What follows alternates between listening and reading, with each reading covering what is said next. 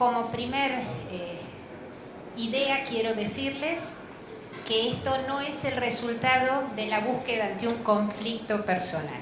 Mi fe descansa en buen lugar. Simplemente estoy haciendo caso a la recomendación de la propia Biblia, donde en 1 de Pedro 3:15 se nos dice: glorificad a Dios en vuestros corazones y estad siempre preparados con mansedumbre y reverencia hacia todo aquel que os demande razón de la esperanza que hay en ustedes. Entrado el siglo XXI y cumplidos 500 años de historia acumulada en el conocimiento científico, no podemos ignorar que a través de la difusión de la ciencia y de la tecnología se ha instalado en el mundo una manera de pensar y de actuar particular. Quizás la eficacia para dominar la naturaleza y los conocimientos que implican una mejoría en varios aspectos de la existencia humana han hecho de las ciencias, y en particular de las llamadas ciencias naturales, el motor del secularismo propio de nuestra época. Dios ha desaparecido de la naturaleza, cuando antes se hallaba cercano y presente en la mente del científico, que en palabras de Johannes Kepler, astrónomo, fiel cristiano que abrazó las ideas copernicanas, decía: el científico piensa los pensamientos de Dios. Dice el profesor Ildefonso Murillo, catedrático de Filosofía de la Ciencia de la Universidad de Salamanca, lo siguiente: el avance de la razón científica parece hacer innecesario el recurso a Dios. Al acontecer la Reforma, en el campo del saber había un diálogo tácito y equilibrado entre estas tres disciplinas: teología, filosofía y ciencia. Yo creo que ese equilibrio se ha perdido y que ese diálogo se ha roto en el siglo XXI. Entonces, en esta presentación nos proponemos responder a interrogantes tales como: ¿qué influencia tenemos los cristianos de fe bíblica en el mundo científico del siglo XXI? ¿Es nuestra fe cristiana irracional y adversa a las evidencias? ¿Se puede pensar científicamente sin prescindir de la idea de un Dios infinito y personal? ¿El Dios de la Biblia y la razón científica son mutuamente excluyentes? ¿Qué papel juega la filosofía en este diálogo? ¿Qué posición debe tomar el creyente cuando una evidencia empírica parece apuntar en la dirección opuesta al paradigma o cosmovisión reinante en el mundo? Y aclaro, no estoy hablando del siglo XVI, estoy hablando del siglo XXI.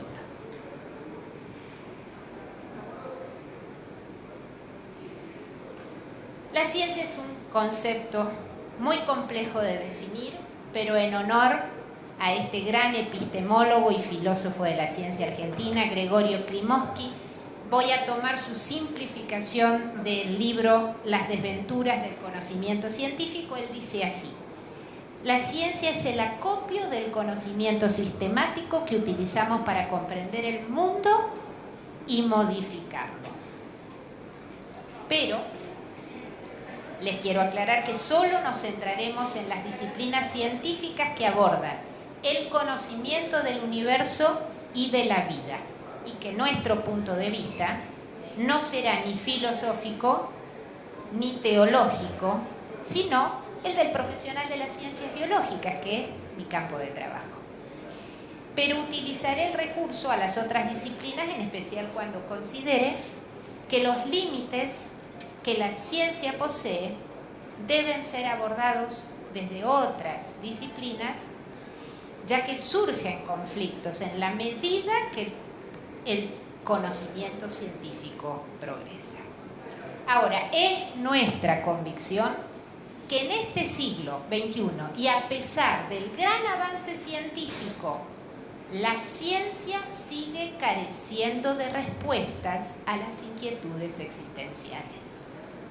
Las ciencias de la naturaleza son expertas en describir, en explicar la constitución, el funcionamiento del universo y de la vida, pero aún así no pueden, con sus vastos recursos y metodología, explicar ni por qué existen, ni qué sentido tienen. Hace ya mucho tiempo que los hombres de ciencia le han cerrado las puertas a los teólogos, haciéndose eco de Nietzsche. Pero su ímpetu ha llegado a declarar también la muerte de la filosofía, incluso con la complicidad de algunos de sus propios hijos. Dijo Bertrand Russell: todo conocimiento ha de ser alcanzado por medio de los métodos científicos. Lo que la ciencia no puede descubrir, la humanidad no puede saberlo. Lapidaria también fue la frase del más famoso divulgador científico, el etólogo Richard Dawkins. Él dijo: ningún científico digno de tal nombre cree en Dios. En efecto, ayer el doctor Sarabí nos recordaba, existen encuestas realizadas entre científicos y una de ellas que él mencionó fue publicada en la revista Nature 1996, entre 1000 científicos a los que se les preguntó si creían en Dios. El 38-39% de ellos dijo creer en Dios. Ahora, interesante, la misma encuesta hecha por el mismo equipo, un año después, entre científicos de élite de la Academia Norteamericana, mostró que el 90% de los científicos no creían en Dios. Aún así, creo que Dawkins fue imprudente al ignorar, dentro de ese 10%, algunos científicos tales como William Daniel Phillips, Premio Nobel de Física de 1997. Muchos científicos, dice, son también gente de una fe religiosa bastante convencional. Yo, un físico, soy un ejemplo. Creo en Dios como creador y amigo, es decir, creo que Dios es personal e interactúa con nosotros. Peter Higgs, descubridor del bosón de Higgs. Aquí algunos recordarán que se le dio en llamar a la partícula de Dios. Bien, Premio Nobel de Física 2013. Dijo: no hay conflicto alguno entre el Dios creador y lo que hasta ahora hemos descubierto sobre el universo. Es perfectamente posible tener creencias religiosas y ser a la vez científico. Y ahora, un honor a mi disciplina, el doctor Francis Collins. Él es primero químico, después médico, especialista en genética, descubridor de gran cantidad de enfermedades genéticas y quien estuvo a cargo del proyecto Genoma Humano, un concierto de 18 países que secuenciaron todo el genoma humano y lo entregaron a la humanidad para que pueda ser investigado, utilizado sin ningún fin de lucro. Él dijo: el Dios de la Biblia es el Dios del genoma. Pero, por aquella época, en el 2010, en su libro El Gran Diseño, el profesor Stephen Hawking, escribiendo acerca del origen del universo y la naturaleza de la realidad, sentenció esto: tradicionalmente estas han sido cuestiones filosóficas, pero la filosofía está muerta. La filosofía no se ha mantenido al día con los avances modernos de la ciencia, particularmente de la física. Los científicos se han convertido en portadores de la antorcha del descubrimiento en nuestra búsqueda del conocimiento. Yo no sé cuántos amigos filósofos, incluso colegas de él en la universidad, le hayan quedado como amigos después de esta frase, pero sí sé que ante los conocimientos modernos en cosmología y genética, uno de los más renombrados filósofos del ateísmo del siglo XX, Antony Flew, decidió cambiar su postura hacia un teísmo filosófico. Recomiendo este libro. Logró traducirse al castellano. Antony Flew en 1950 presentó su obra Teología y Falsificación. Y les voy a decir dónde lo hizo. En el Club Socrático, un club que organizó C.S. Lewis en Inglaterra, un gran apologeta cristiano que no tenía ninguna dificultad en sentar a la mesa del diálogo a todos los pensadores junto con los hombres de ciencia y los religiosos también.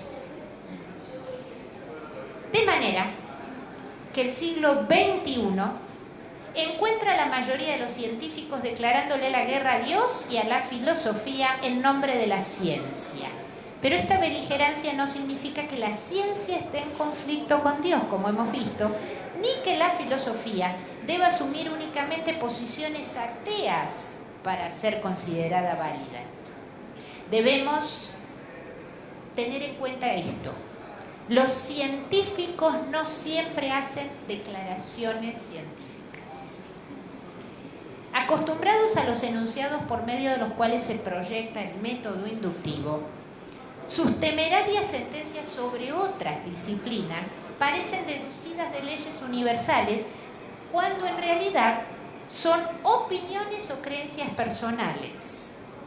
Es recomendable que el científico cuente con un grado de audacia para investigar y postular enunciados teóricos. De eso se trata, saltar al tercer nivel de los enunciados. Pero como advertía un epistemólogo y filósofo de la ciencia, Karl Popper, el científico debe tener la mayor osadía para inventar hipótesis, aunque el mayor rigor después para controlarlas. Y creo que ese rigor, esa prudencia, que era una virtud de los hombres de ciencia siglos atrás, se ha perdido. Rescaté esta frase de Popper, porque en ciencia el problema se trata de la verdad. Lo que caracteriza al hombre de ciencia no es la posesión del conocimiento de verdades irrefutables, sino la búsqueda desinteresada e incesante de la verdad.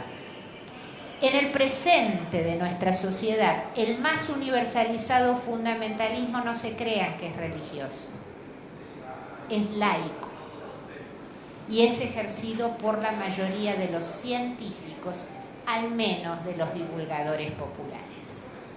Es un hecho que la moderna ciencia apareció en el seno de la Europa cristiana, lo escuchamos ayer también, y que las convicciones cristianas de aquellos científicos no fue un obstáculo al desarrollo de sus investigaciones lógicas y profundamente racionales. Entonces, ¿qué influyó para que en el pensamiento científico del siglo XX se adoptara mayoritariamente la concepción de que el universo y la vida pudieron originarse por procesos ajenos a la mano de un Dios creador y de su inteligencia? ¿Acaso fue la prueba científica? ¿Acaso es la evidencia empírica? Voy a tomar las palabras de un filósofo, William Lane Craig. Él dice: la ciencia solo puede estar comprometida con aquellas hipótesis que postulen causas naturales. Y es por ello que la mayoría de los científicos se han comprometido con lo que llamamos naturalismo metodológico. Para ellos, el origen del universo y de la vida tienen solo dos posibilidades, si su límite es hacer experimentos empíricos con la materia. La ley científica y el azar. Los científicos contemporáneos, sin embargo, como todos en la historia, no han sido asépticos a las ideas filosóficas. Y en el siglo XX, empezó en el siglo XIX, pero en el siglo XX, el materialismo impregnó el mundo académico e intelectual, dando fuerte impulso al secularismo de nuestro siglo. ¿Qué propugna el materialismo? Que la materia precede a toda entidad, incluida la mente, incluida la razón. Entonces, primero se planteó la irracionalidad de la religión. ¿Se acuerdan? El Dios tapa agujeros. Se dijo, a más ciencia, menos religión. Después se planteó la dicotomía o enfrentamiento, fe o razón. Lógica que, como vimos ayer, se contradice con la propia historia de la ciencia. Pero luego de expulsar a Dios, se puso en duda, cuidado, también la razón humana. Miren, si la razón humana resulta ser un subproducto de la lucha por la vida y no un don de Dios dado como creador al hombre, esta razón emergente no es digna de confianza porque compite con otras pulsiones, con otros elementos de la naturaleza más primitiva, como ser el subconsciente, la voluntad de poder, el impulso sexual, el miedo a la muerte, etc. Y este argumento es ya no el naturalismo metodológico, el naturalismo ontológico o metafísico. Y llegó desde distintas disciplinas para confluir en el pensamiento científico de nuestros días. El movimiento filosófico extremo vino en 1926 de la Escuela de Viena e introdujo el positivismo lógico. Según los positivistas, toda afirmación tenía sentido solo si su verdad o falsedad podían ser comprobadas mediante la observación científica. Salvo la lógica y las matemáticas, que como no expresaban ninguna verdad sobre el mundo, se las asumía tautológicas, nada, lo que no se podía verificar empíricamente, nada tenía sentido, no podía tener sentido. Entonces, la metafísica incluyan el ser, Dios, el alma, la trascendencia, la religión, la estética, interesante, hasta la ética, carecen de sentido y están fuera de discusión. Por supuesto, este extremismo decayó por su propia incoherencia. Fue el propio Adler el que años después dijo, sí, no volvería a plantear esto. Y un fuerte crítico de esta corriente, ¿quién fue? El mismísimo Albert Einstein. Miren lo que dijo Einstein: el positivismo afirma que lo que no puede ser observado no existe.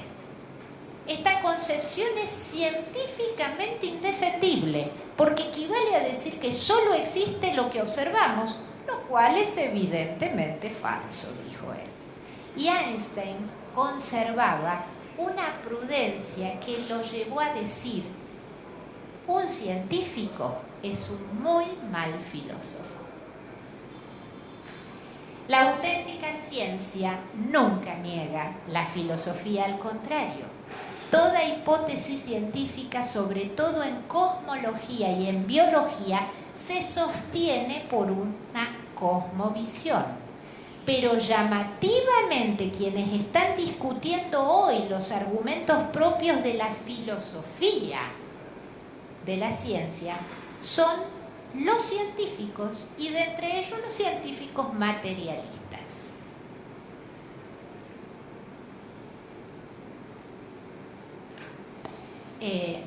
Mientras que, habiendo muchos filósofos de la ciencia, no solo de postura atea, muchos teístas, todos estos son ignorados por el público y también por la prensa.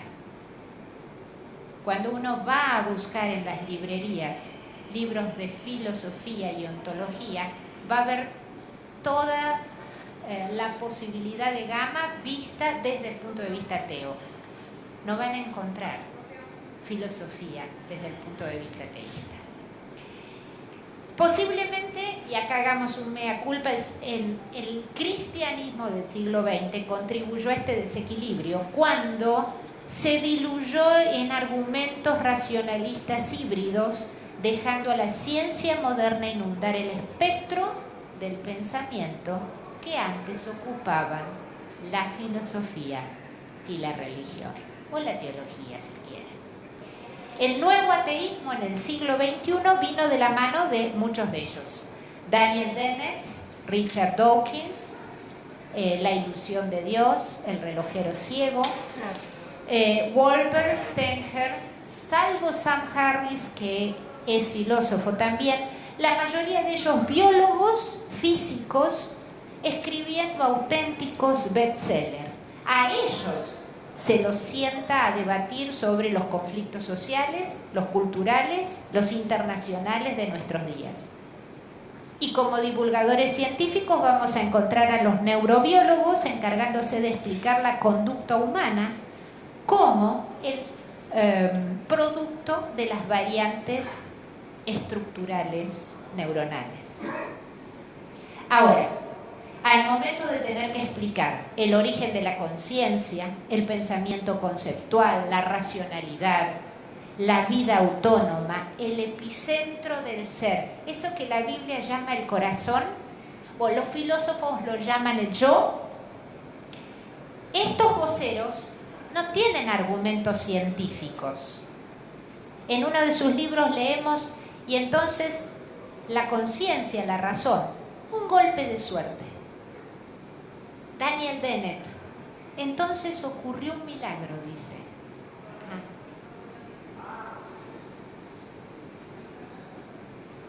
No debemos los cristianos caer en la trampa del enfrentamiento supuesto entre ciencia y Dios. El verdadero conflicto está acá. Naturalismo versus teísmo. Los naturalistas plantean que la materia precede a la mente y a la inteligencia. En cambio, los teístas, que una mente precedió a la materia. Entonces, el foco del debate entre científicos, naturalistas y teístas no es tanto ni el origen del universo, ni el origen de la vida, sino la existencia o no de Dios. Dice el filósofo contemporáneo Roy Vargas, escuchen, muchos hombres de ciencia se han convertido en los evangelistas ateos de hoy y para ellos dirigen su artillería contra los abusos de las grandes religiones mundiales. Pero todo exceso y atrocidades de la religión organizada no tienen nada que ver con la existencia o inexistencia de Dios. Es lo mismo que pensar que una amenaza de guerra nuclear tuviera que ver con si es verdad que la ecuación de la energía es igual a masa por la velocidad de la luz al cuadrado. Pregunto, ¿se ha convertido la ciencia en una religión? La ciencia como cúmulo de conocimiento sistemático explica, y nos capacita para entender lo que antes no comprendíamos sobre la naturaleza. En las ciencias naturales, ya expliqué, el materialismo como postura filosófica afirma que la materia y los fenómenos físicos son la única realidad y explicación de lo que existe y excluyen cualquier actividad de un agente sobrenatural y externo. Pero resulta curioso, este es un mensaje para la sociedad bíblica. Puede ser que entren un día y les pidan esta Biblia. Es uno de los últimos compilados sobre temas de ciencias naturales. Resulta curioso que le pusieran este título. Por otro lado, es dogmático afirmar que si la ciencia por su metodología no puede averiguar quién creó ni por qué existe nuestro universo, nadie puede saberlo ni preguntarse sobre esta cuestión. La ciencia entonces, y esta es mi posición, tiene un límite que es su incapacidad para responder a las preguntas acerca del origen y el fin o el propósito de las cosas. Cuando se pregunta, ¿cuándo comenzó todo? ¿Por qué estamos aquí? ¿Qué sentido tiene nuestra vida? Hay que recurrir también al diálogo, entre otras disciplinas. El pensamiento científico, sin embargo, tiene mucho por delante. Hasta nuestros días seguimos calculando, comprobando, experimentando nuevos descubrimientos, tanto del macro como del microcosmos. Daremos unas pinceladas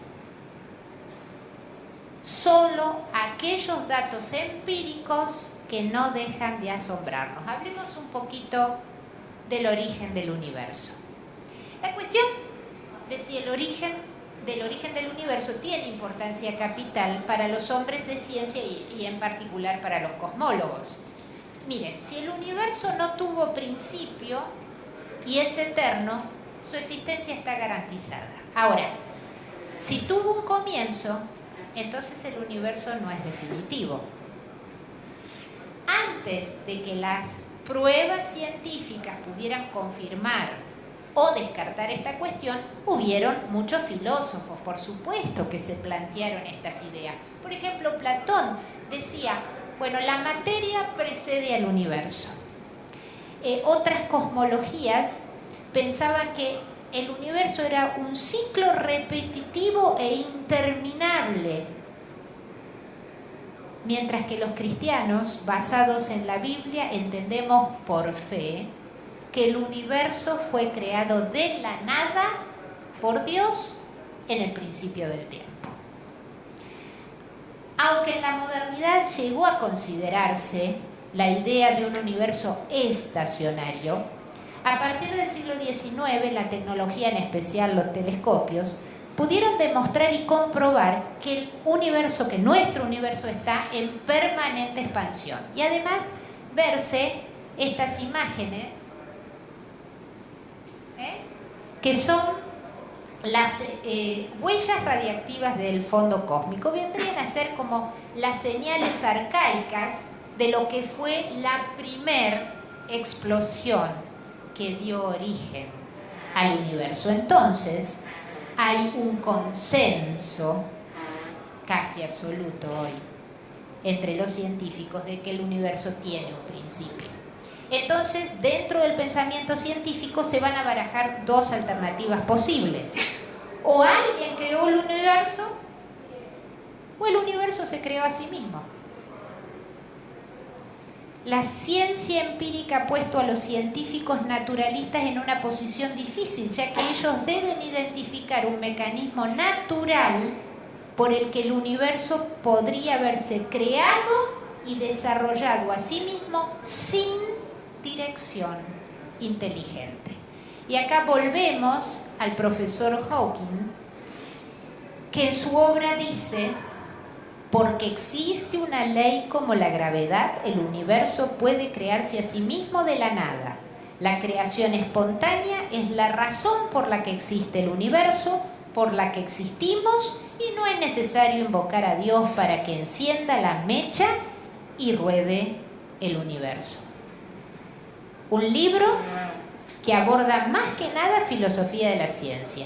Y cuando él quiere dar explicaciones de su teoría, no explica ni por qué la gravedad se indujo a existir primero, y cómo una ley, que en el fondo es una regularidad, la ley, un número matemático que lo que expresa es un orden sistemático y regularidad, puede crear. La ley del movimiento, que puede predecir el movimiento, no lo va a iniciar el movimiento. Otros científicos opinan que no debemos encontrar una razón para el principio del universo. No hay razón para el principio del universo. Pero resulta que, como escuchábamos ayer, nuestro universo es sumamente racional y de hecho puede ser estudiado por la ciencia gracias a esa racionalidad. Esto es lo que llevó a Einstein a decir: lo más incomprensible del universo es que sea comprensible. Además, el universo posee lo que se llama un ajuste fino, que es un número muy significativo de constantes físicas expresadas en términos matemáticos que en conjunto necesario, explican el ordenamiento del universo, el mantenimiento del mismo y la vida basada en el carbono, específicamente en nuestro planeta. Sabemos que la galaxia donde se encuentra el sistema solar no está ni en el centro del mapa de ese universo. Carl Sagan la llamó el pequeño pálido punto azul. Sí, pero es allí donde se puede dar la vida basada en el carbono, no en otro lugar. Bien, una variación en una milésima de alguna de estas tantas constantes producirían catástrofes astronómicas. No obstante, muchos científicos piensan que el conjunto de todas estas constantes físicas fundamentales se dan en este universo y de esta manera tan solo porque nuestro universo es uno de infinitos universos existentes. Así el curso del pensamiento científico hoy. Apenas han salido del asombro por la exquisitez del único universo conocido, observado y no totalmente explorado, y ya se han posicionado en la teoría del multiverso.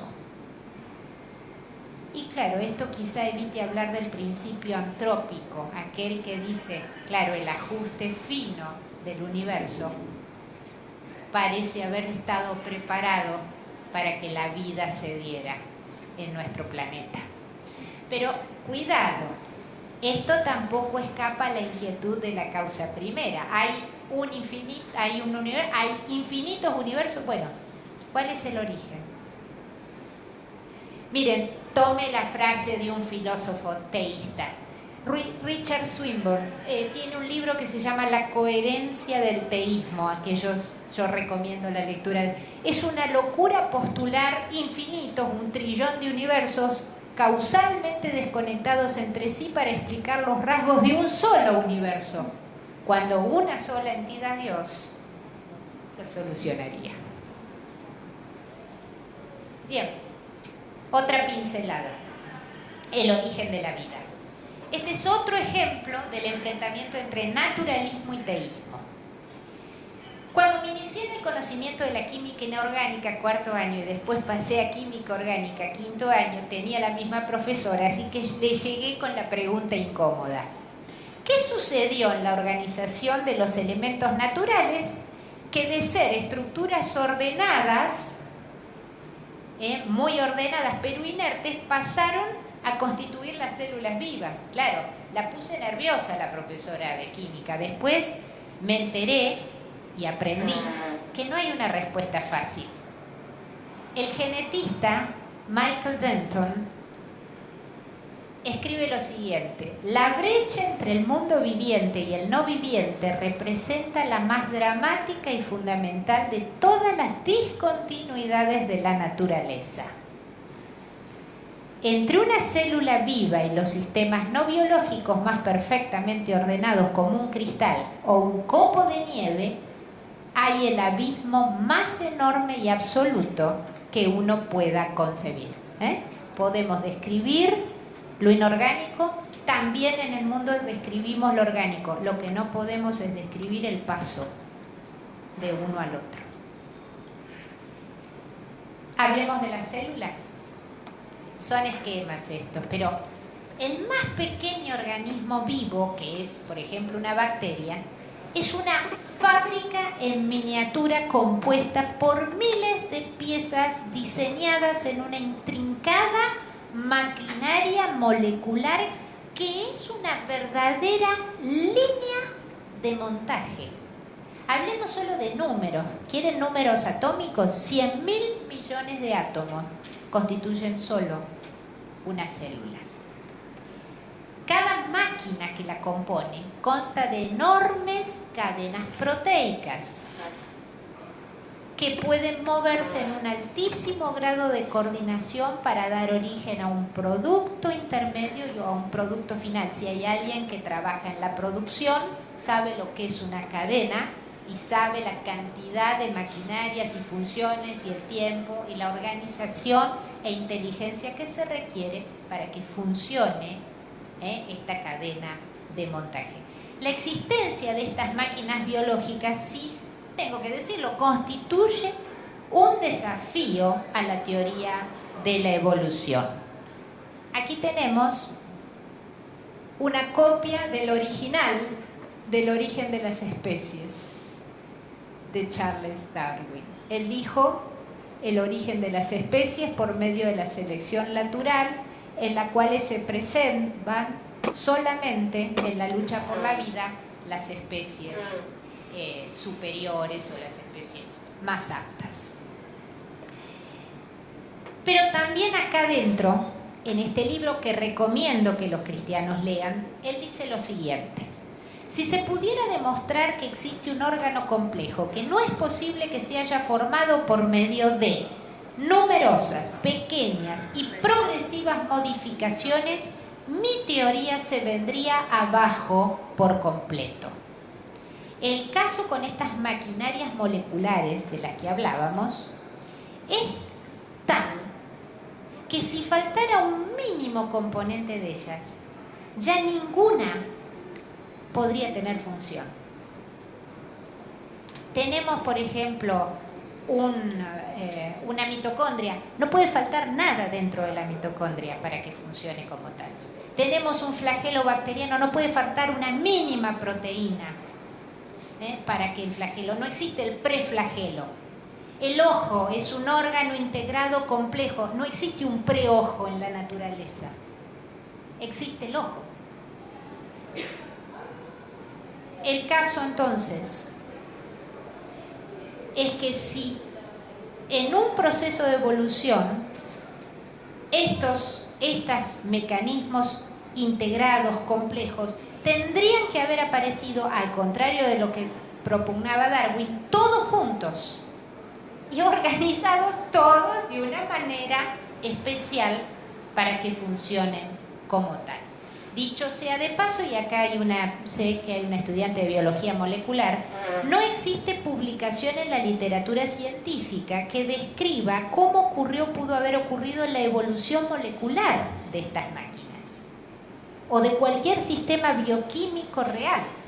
Lo que hay es afirmaciones de que ocurrió, pero no hay ningún experimento o cálculos que lo expliquen. Ahora, los cristianos leemos en la Biblia que el mundo inorgánico y orgánico tienen origen en la palabra de Dios. Y los hombres que comenzaron a sistematizar este pensamiento no discutieron el origen, se dedicaron simplemente a explorar la complejidad y el orden instituido. El naturalismo pretende que todo lo que experimentamos, lo que se puede estudiar y describir es materia que llegó a existir, se organizó a sí misma, se mantiene sostenida por leyes naturales.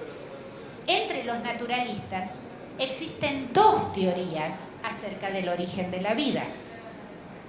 Una propone que la vida se inició en una sopa primitiva en los océanos terrestres, donde a partir de átomos, nitrógeno, oxígeno, helio, que existían en aquel momento, que constituían la materia inerte, se formó algo tan complejo o extraordinario como les acabo de presentar como la vida. Sería un sistema químico autosostenible que experimenta una evolución darwiniana. A esta teoría se la denominó predestinación bioquímica y la propuso el químico que está en la foto superior, Alexander Oparin, en 1920. Él dijo: en una especie de sopa orgánica, los procesos de organización molecular se autorregularon, aprovecharon la mayor eficiencia energética y siguieron siempre una dirección ascendente. quien sabe algo de física, entropía y química sabe que esto es imposible que suceda. Pero aún así, aparece otra teoría, que es la teoría de Arrhenius, que asume que, claro, como algo tan complejo como la vida no pudo haber evolucionado en el lapso de tiempo determinado para la ciencia, para la edad de la Tierra, entonces tiene esta especulación. No, la vida llega desde afuera de nuestro planeta, hay vida inteligente fuera de nuestro planeta, y algunos dirán ya fuera de nuestro universo, que llegaron a bordo de esteroides, meteoritos, cometas, y que sembraron esos océanos primitivos de microorganismos, o al menos de información contenida en el ADN y ARN. A esta teoría se la conoce como siembra cósmica, panspermia dirigida. Por supuesto, a estas dos teorías se opone una tercera y se contrapone.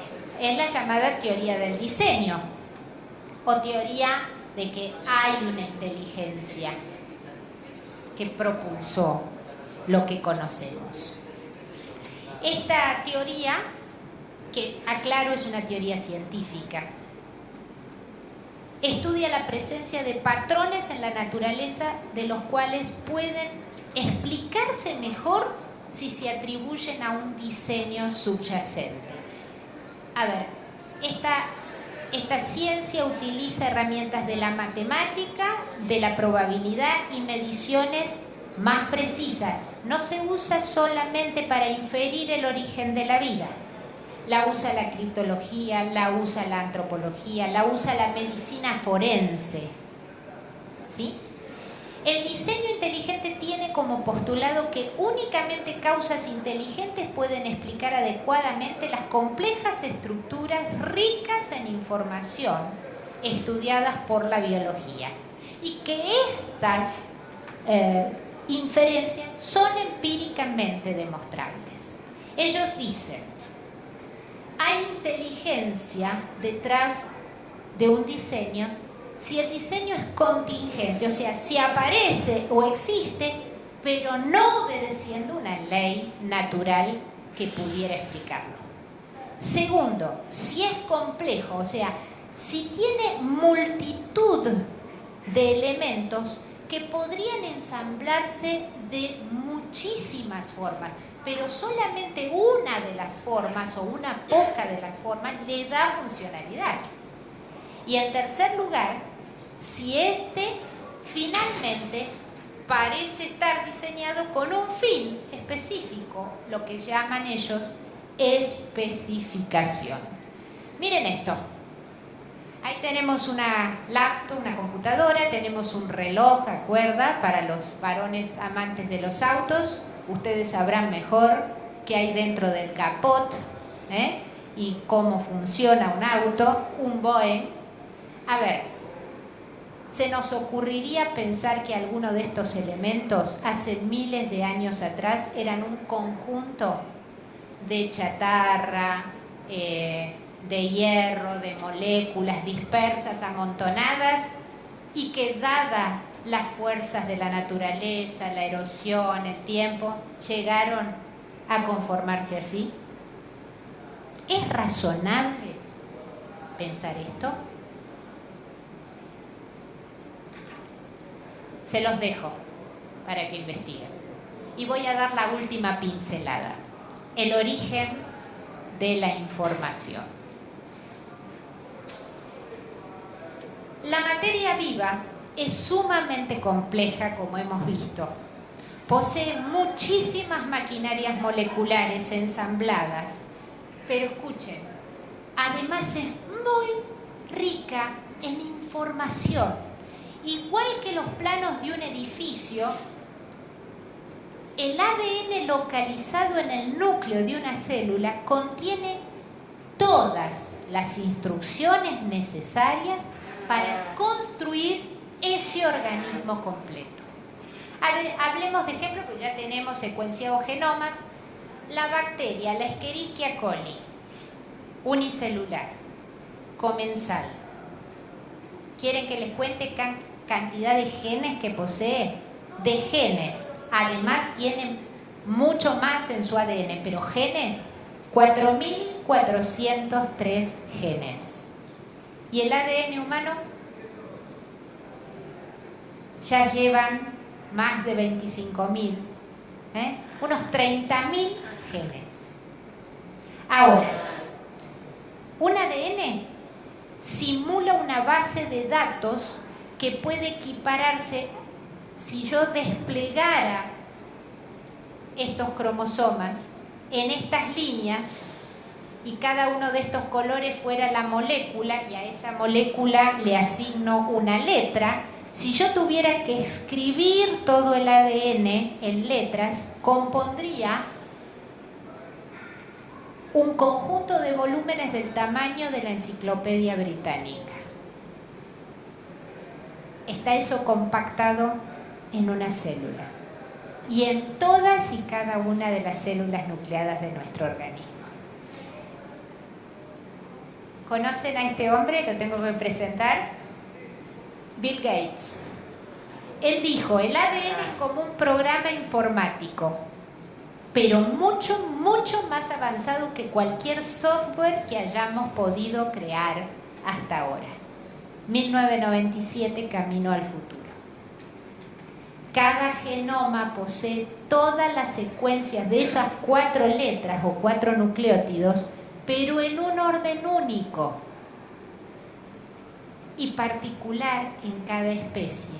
Y esto es así porque ese orden expresa un mensaje complejo pero muy específico y determinado. Las instrucciones para fabricar cada elemento celular. Ahora, una cosa es tener la receta para producir los ladrillos y otra muy distinta es construir el edificio o la fábrica, La organización del edificio también requiere información, inteligencia del arquitecto y capacidad del constructor. Aquí nuevamente tenemos una dificultad que superar en el pensamiento científico naturalista, porque considerar que el azar ciego pueda generar la aparición de aminoácidos en un microambiente controlado, lo hizo Stanley Miller. Puede ser, bajo ciertas condiciones posibles, pero atribuirle a ese mismo azar ahora la capacidad de unir cientos de aminoácidos determinados, secuenciar miles de proteínas específicas y organizar los componentes y la maquinaria celular con ayuda de energía circulante, es como expresó este físico y divulgador científico Paul Davies: hacer explotar dinamita bajo una montaña de ladrillos y esperar que formen una casa. Entonces, el ADN expresa información específica. Entonces, el ADN es lenguaje.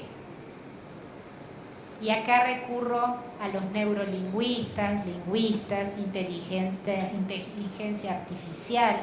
En biología, la cuestión central es entender que el código genético es lenguaje y el lenguaje de la vida. Una vez más, la ciencia se encuentra en un punto límite para contestar ciertas preguntas. ¿De dónde proviene el código genético? ¿Puede un programa informático o un lenguaje autogenerarse? Pregúntenselo a Bill Gates. ¿Es posible que la célula haya emergido de los elementos inorgánicos, seguidamente haya constituido su propia planificación? ¿Cuánta potestad le atribuimos al azar y a las leyes de la naturaleza en el origen de la complejidad del lenguaje? Les voy a leer una frase de Cicerón, año 46 a.C., filósofo. De esto nada. Bien, Cicerón dijo: Si algún número de las 21 copias de letras del alfabeto hecha en oro o de lo que sea se colocaran en un recipiente y se agitaran y se tiraran al suelo, ¿será posible que produzcan los anales de Enio? Dudo que el azar consiguiera producir siquiera un verso. Y nosotros podríamos decirlo esto del Martín Fierro, o de cualquier otra obra que ustedes puedan conocer. Así el concepto, y esto es fundamental, el concepto de información como magnitud fundamental tiene profundas implicancias en la interpretación del universo. ¿Saben por qué? Porque si se verifica que la materia y la energía son incapaces por sí mismas de generar vida sin aporte adicional de información, escuchen, el materialismo pierde todo sustento. Este filósofo, Dian Kinneon, fue el propulsor de la teoría de la panspermia, de la primer teoría acerca del origen de la vida, la predestinación bioquímica. Él cambió su posición y tiene la valentía de reconocer que la ciencia no puede responder qué inteligencia está detrás del código genético, pero él está convencido ahora de que hay una inteligencia detrás. Para finalizar, me han escuchado muchas veces decir que la Biblia no es un libro de ciencia, pero la Biblia es la base de nuestra cosmovisión. Por lo tanto, es base para al menos una postura en filosofía de la ciencia. Muchas de las preguntas que se hace en la filosofía de la ciencia encuentran en la Biblia una respuesta clara y absolutamente sencilla. La Biblia no se detiene en los cómo, pero sí detalla los por qué y los para qué de nuestra existencia y de la vida. No debemos negar nunca el lenguaje metafórico que hallamos en los pasajes relacionados con la creación. Pero miren, usar lenguaje metafórico no niega la realidad. Dios pronunció la existencia y luego apareció la materia y la energía que constituyen nuestro universo y la vida. Y dijo Dios, sea la luz, y fue la luz. Y dijo Dios, y fue. Y dijo Dios, y fue. El apóstol Juan utiliza en su evangelio el término que usaban los filósofos de su época para referirse al principio racional del universo, el logos, que en nuestras traducciones es el verbo. Esta palabra conlleva la idea de mandato, significado, comunicación, información y poder para realizar. En resumen, de capacidad creadora. La Biblia presenta al Dios que es palabra, que es fuente de información y que es poder para ejecutarla. Ciertamente los creyentes aceptamos las verdades bíblicas por fe, pero esa fe descansa en algo real. Es invisible, sí, pero es real. Dice la Biblia, la palabra por fe entendemos haber sido constituido el universo por la palabra de Dios, de modo de lo que se ve fue hecho de lo que no se veía. Hebreos 11:3. La Biblia nos declara que la información es invisible e inmaterial y que preexiste al universo.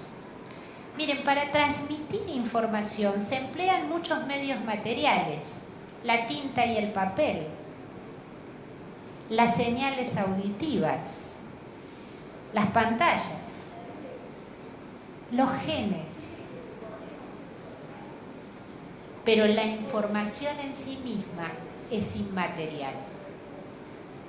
En estos momentos ustedes están escuchando o están leyendo estas palabras que acá están impresas en papel o en la pantalla. Y mi intención no es que las incorporen ustedes materialmente, sino que mediten y reaccionen a la información que acabo de transmitirles.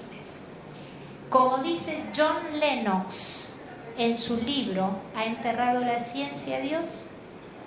Él dice: la materia y la energía pertenecen a la categoría de las cosas creadas. La palabra, no. En el principio ya existía el Verbo.